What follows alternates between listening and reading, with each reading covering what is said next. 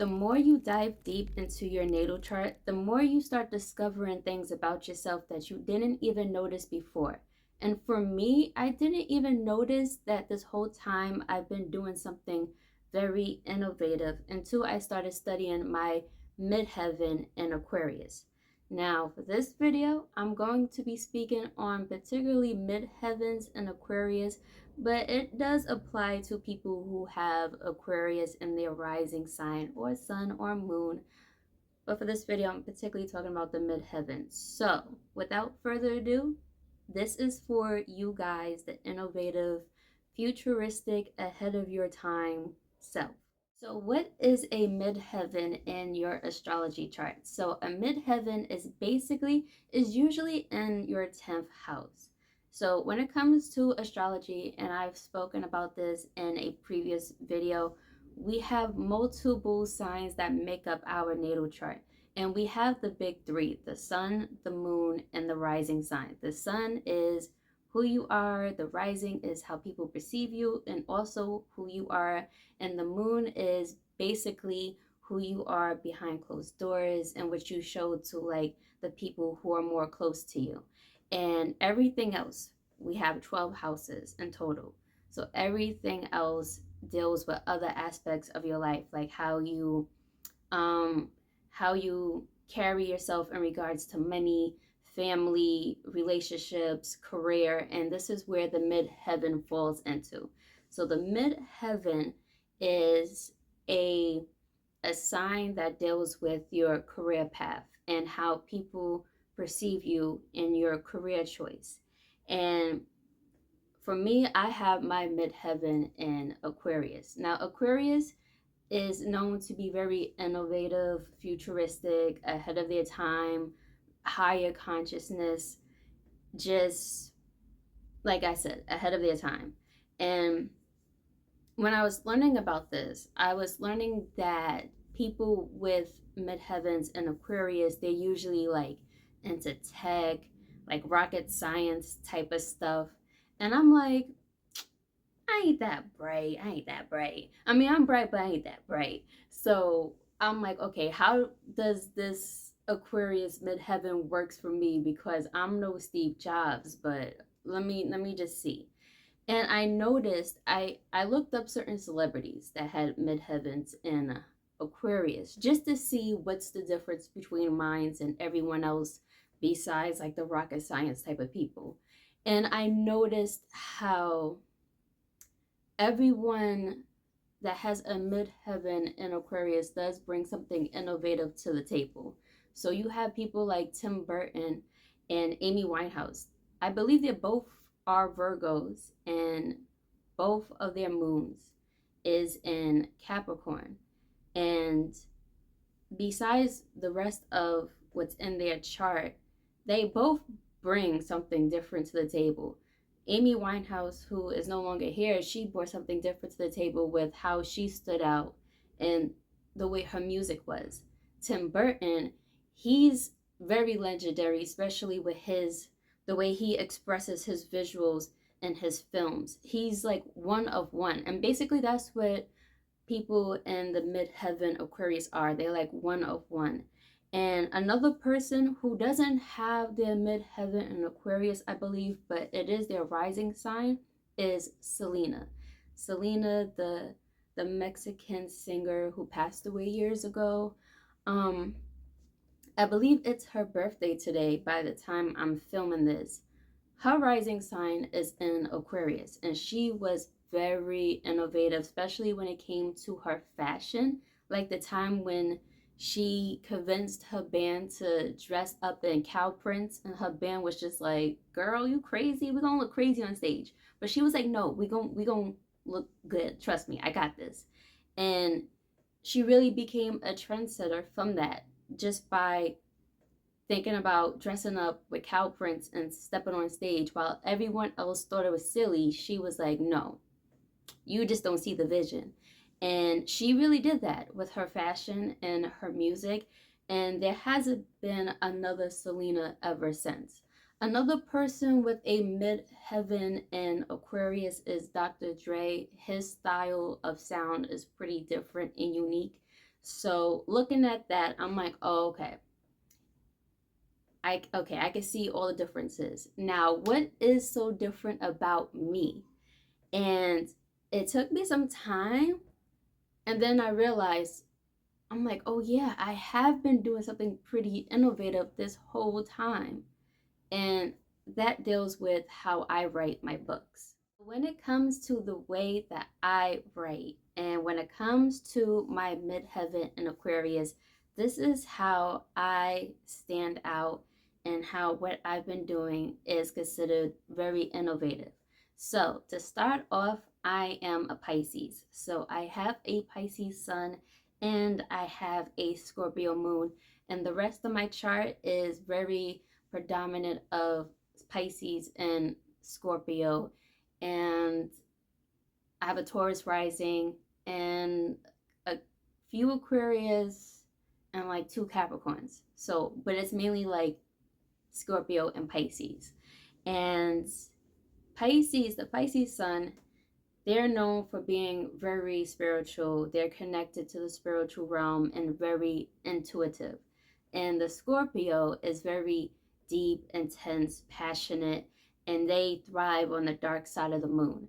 So combine that with the higher intellect of Aquarius Midheaven. It's like a triple threat in my eyes. So when it comes to my midheaven in the 10th house, not only is it in Aquarius, but I have my Mercury planet and the Mars in the 10th house, and they both conjunct each other. And on top of that, they both live in Aquarius. So each planet that you have different signs that fall into that. Like how my Pisces, it falls into the sun. My Scorpio falls into the moon. My Mercury falls into Aquarius, and my Mars falls into Aquarius.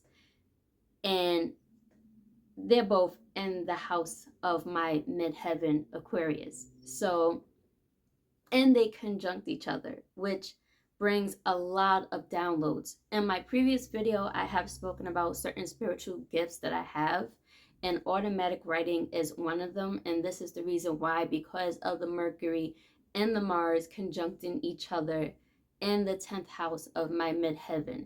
And it's like Mercury rules communication and thought, and Mars, it gives energy and drive. So combine that together, it's like fire and frequency. And it's so funny because I have no fire in my chart whatsoever. It's predominantly water, some earth, and some air. And when it comes to Mars, although it's fire, it dwells in Aquarius. So that's where that fire comes out. And I have my Lilith in the 12th house. So that's another story. That's the only fire that I got. But like other than that, that's where I get most of that flame from. So combine that all together. It explains why when I sit down and start typing, I can type for hours upon hours. It will be daylight.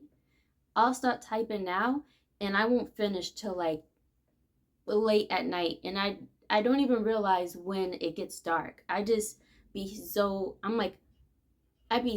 zoned in. It's just crazy.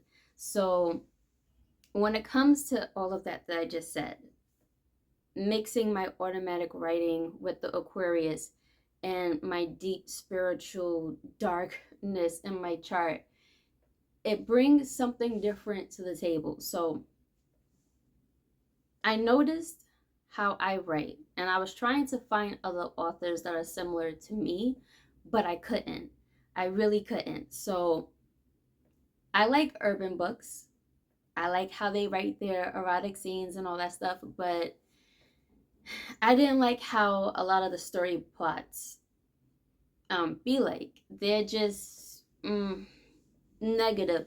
That's all I'm gonna say. It's like it's very negative, and yeah, you can learn lessons from those books, but it's not, it's not a positive look.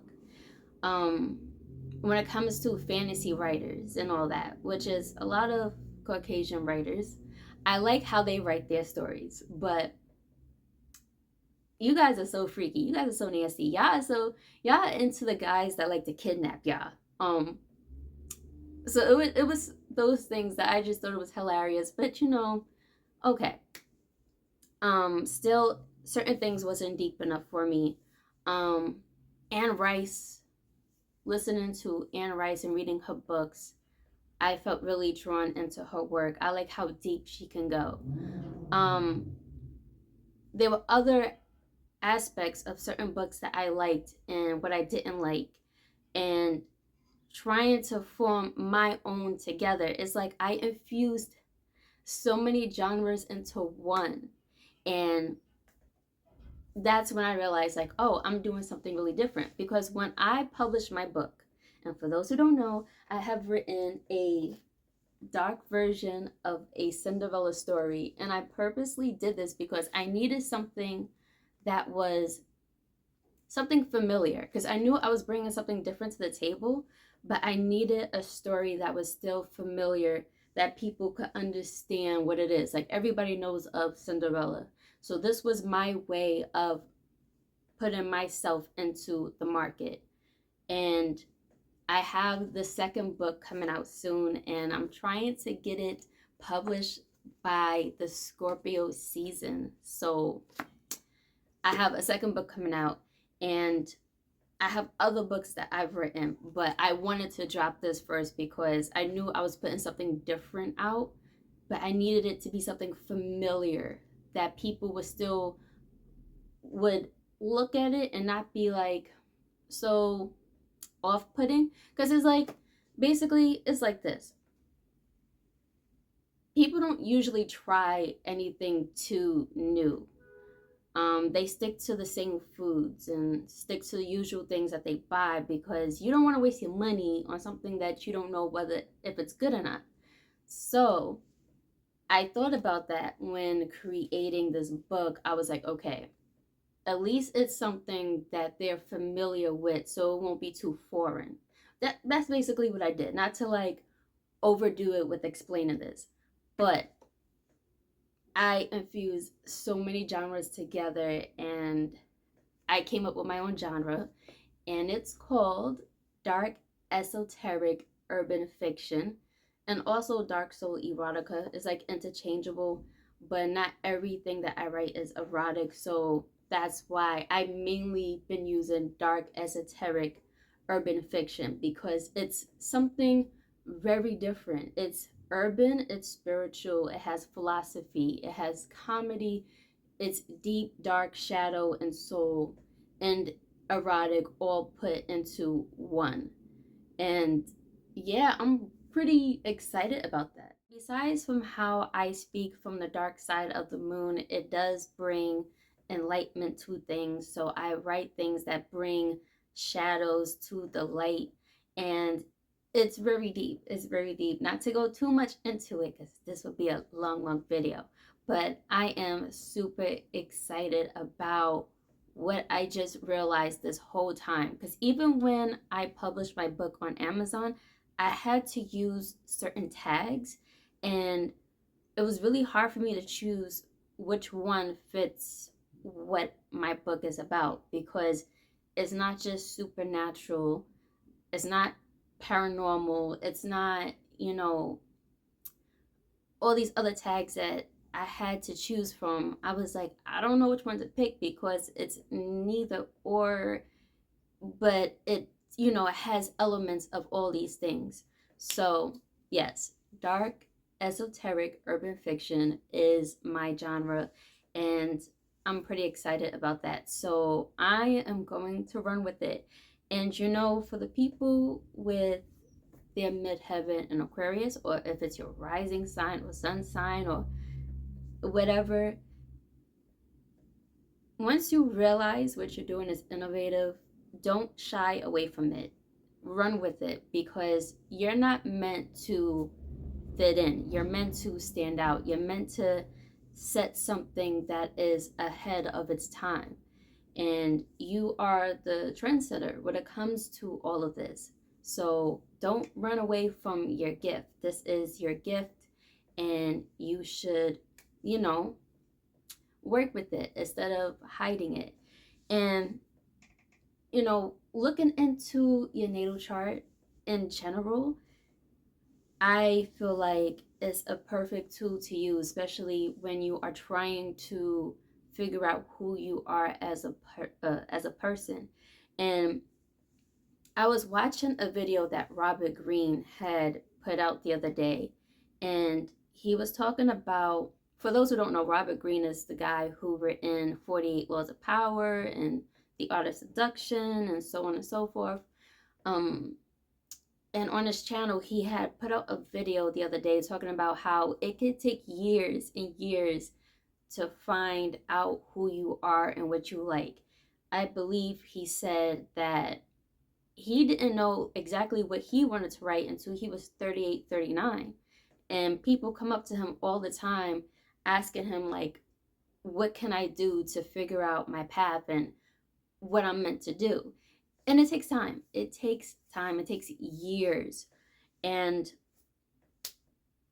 looking through your natal chart, I feel like that can help break it down, just break down the years just a little bit, because once you study it and you study how everything works and you really think about it, like, oh, I am like this, oh, I am like that, and you combine all of these energies together, that's when it's like, oh, this is it. This is what I am at the core, if that all makes sense.